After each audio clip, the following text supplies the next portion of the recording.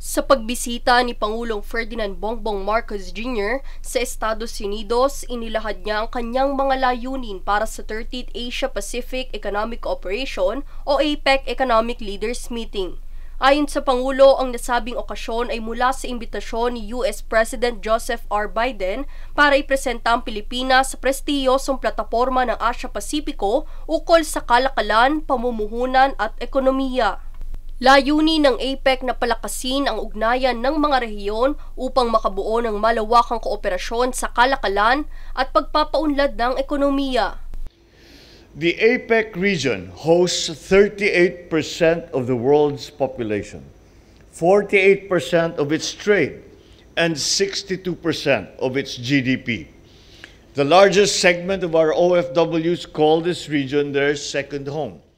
Saad ng Pangulo, ang tema ng APEC na Creating a Sustainable and Resilient Future for All ay tumutugma sa adhikain ng Pilipinas na maging isang bansang may matatag na hinaharap para sa lahat ng mamamayan.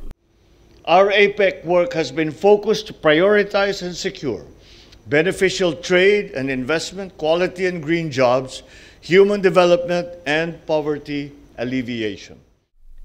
Ika ng Pangulo, ang pagpupulong kasama ang mga lider ng Asia-Pacific region ay nakatakdang talakayin ang mga usapin ukol sa seguridad sa pagkain, enerhiya, ekonomiya, inobasyon, digitalization at iba pa.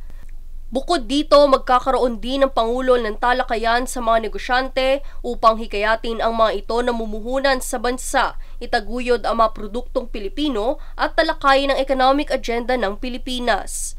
Plano rin ng Pangulo na bumisita sa Los Angeles, California at Honolulu, Hawaii para tignan ang kalagayan ng malaking bilang ng mga Pilipino at Filipino-Americans sa nasabing mga lugar. Ang pagbisita ng Pangulo ay isa rin umano sa mga hakbang ng pamahalaan para palakasin ang ugnayan ng Pilipinas at Estados Unidos. Daniza Lopez nag-uulat para sa One Media Network.